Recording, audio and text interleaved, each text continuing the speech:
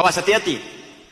Babul muslim, man salimal muslim, man salimal muslimuna min lisanihi wa yadihi.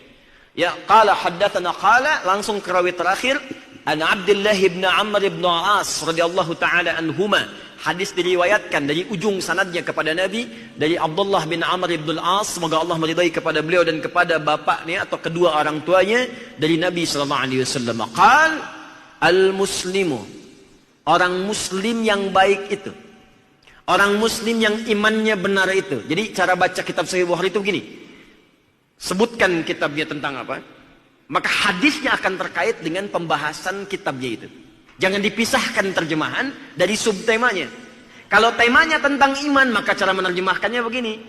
Orang muslim yang punya iman kuat itu, orang muslim yang benar yang baik itu, man salimal muslimuna min lisanihi wa yadihi, adalah orang yang mampu saat berinteraksi dengan orang Islam yang lain, orang-orang lain itu merasa tenang dengan keadaan lisan dan tangannya.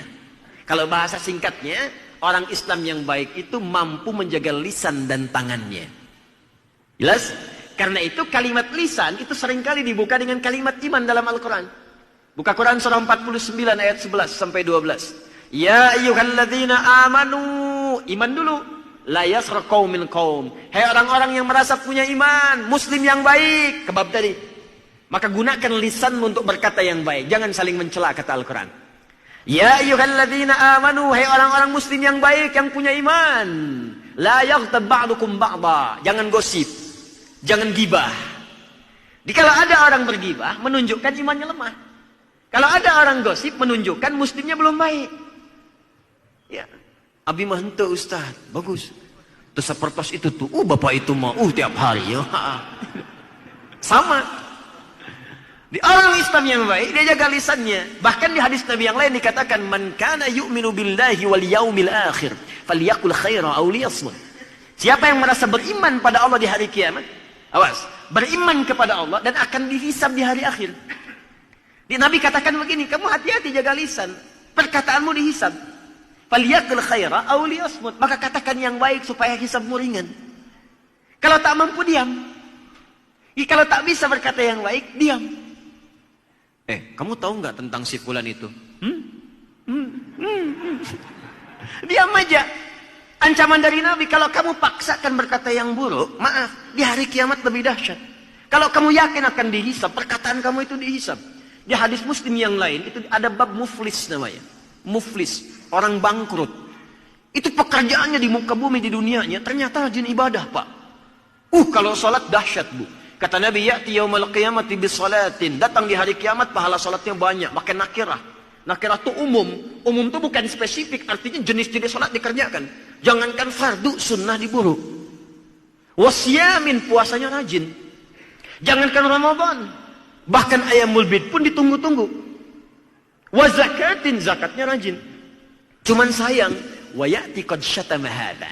Dia pun datang membawa dosa, seringkali mencela si fulan. Ini isyarat dari Nabi, fenomena 15 abad yang lalu. Kata Nabi akan muncul fenomena di masa yang akan datang nanti. Orang rajin ibadah tapi rajin maksiat. Maksiatnya apa? Maksiatnya pun unik. Rajin sholat, senang mencela. Rajin puasa, senang berselisih. Karena hadisnya belum lengkap. Wa qadhafa hadza, senang nuduh orang lain. Wa daraba hadza, senang berselisih. Wa safaka dama hadza, bahkan ada yang menumpahkan darah, bahkan menyebutkan nama Allah di dalamnya. Tembak orang, Allahu Akbar. Bom orang, Allahu Akbar. Muncul bom panci, bom kulkas, bom open, bom setrika, dan sebagainya. Itu terjadi nggak? Kalau Nabi yang sampaikan dulu, pasti kejadian. Itu disampaikan itu supaya kita bisa mengantisipasi, jangan masuk bagian dari itu. Makanya hati-hati kalau antum belajar, rajin ikut pengajian, rajin membawa antum untuk ibadah, tapi dalam saat yang bersamaan, senang membuat antum mencela orang. Senang menjadikan Anda berselisih, itu mesti hati-hati. Karena boleh jadi masuk dalam golongan ini. Apalagi mengarahkan Anda pada tindakan ekstrim. Kamu kemarin banyak dosa, tobat. Kalau pengen banyak pahala, jihad sekalian. Tuh ledakan kedubes anu. Hati-hati dengan yang begitu. Hati-hati. Tinggalkan seketika karena menyalahi hadis Nabi. Kata Nabi, tu'khadhu hadha min hasanati wa hadha min hasanati. Kalau ada yang seperti itu sifatnya, maka diambil pahala kebaikannya, ditimpakan dan diberikan, ditransferkan kepada orang dizalimi tadi. Misal, ada orang selesai sholat. Maaf, tiba-tiba salah sholat, membicarakan orang lain. Dalam konteks gibah. Nggak tanggung-tanggung yang dibicarakan imamnya. Saya tak imam naik tadi, si pulen pantes tenguna suaranya. Itu dia selesai sholat, pahalanya ditransferkan kepada imamnya sekalian. Seketika. Makanya kalau Anda sedang dicela orang, nggak usah marah, Pak. Itu tandanya ada transfer pahala yang diberikan kepada Anda. Dan hukum celaan itu, hukum celaan nggak bisa bebas kita darinya. Nggak ada orang bebas dari celaan. Demi Allah saya katakan, tidak ada manusia yang bebas dari celaan. Jangankan manusia, bayangkan Allah dicela oleh orang yang kafir, malaikat dicela, Rasul dicela, Nabi dicela, sahabat dicela, tabi'in dicela, ulama dicela. Anda Tuhan bukan, malaikat bukan, Rasul bukan, Nabi bukan, sahabat bukan, tabi'in bukan, ulama juga bukan. Nggak pengen dicela. Anda siapa? Kalau kita orang baik, pasti akan dicela oleh orang yang tidak baik. Kalau kita orang yang kurang baik, akan dicela oleh orang baik. Tapi rumusnya itu luar biasa. Apa rumusnya? Kalau celaan dibaca dengan bab iman, indah semuanya. Kalau ada yang mencela Anda orang yang kurang baik, sebetulnya bukan celaan. Rumusnya dalam kaidah akhlak, sebetulnya pengakuan dari Allah yang dititipkan lewat lisan pencela itu bahwa Anda telah menjadi orang baik. Misal, nama Anda Asep. Tadinya senang kumpul-kumpul nggak jelas, tiba-tiba rajin ke multazam, kajian, sholat. Dirubah namanya Soleh misalnya. Oh, ahli surga, gitu. Lewat kan? Itu nggak usah marah. Itu sebetulnya bukan celaan dalam bab akhlak. Itu sesungguhnya pengakuan yang ditetapkan oleh Allah melalui lisan orang tadi bahwa Anda telah berubah menjadi baik. Makanya kalau ada yang celak pada kebaikan, jangan dibalas. Oh, panitia surga lewat, panitia surga lewat. Gak usah dibalas. Cukup sampaikan, maaf saya cuma humas. Gitu aja. Paham? Sebaliknya kalau ada yang mencela orang yang tidak baik, itu pertanda sayang Allah kepada Anda untuk menghentikan perbuatan tidak baik itu sehingga kembali kepada jalur yang benar. Jelas sampai sini?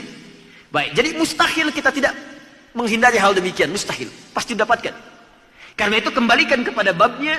Orang yang kemudian maaf mengerjakan kebaikan saat bersamaan mengerjakan yang buruk maka ditransferkan pahalanya. Fa in faniyat hasanatu, kalau habis bekal kebaikannya maka diambil keburukan dari orang tadi, faturiha finnar, dilemparkan langsung ke neraka. Maaf ya, maaf. Bekal salat sudah nggak ada, puasa sudah habis, zakat sudah menutup dosa. Tinggal tersisa itu pun keburukan, dosa fitnah belum ditutup. Maka diambillah dosa orang di fitnah itu ditimpakan kepada yang memfitnah dan dilemparkan pemfitnah itu ke dalam neraka. Selesai. Maka jaga lisan, jaga tangan.